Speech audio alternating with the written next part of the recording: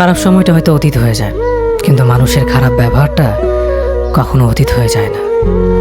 শুধু নিজে থেকে কথা বলা বন্ধ করে দেখো, দেখবে অনেক আপনজন বড় হয়ে যাবে। আসলে কেউ আপন হয় না। যারা তোমার ক্ষতি চায় তাদের আঘাত করবে না, তাদের সামনে একটু হাসি মুখে বাঁচবে। দেখবে তুমি আঘাত করলে যা কষ্ট পেত, ওরা তার থেকেও বেশি কষ্ট পাবে।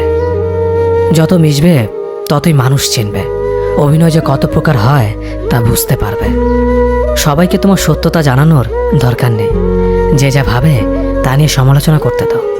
বেঈমান মানুষগুলো কখনো অপরিচিত মানুষ হয় না, খুব কাছের মানুষগুলোই বেঈমান হয়।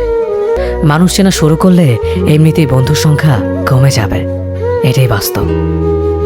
3টি কথা মনে রাখবেন: যে তোমাকে সাহায্য করে তাকে কখনো ভুলে যেও না, যে তোমাকে ভালোবাসে তাকে কখনো ঘৃণা করো না, যে তোমাকে বিশ্বাস করে তাকে কখনো ঠকিও না।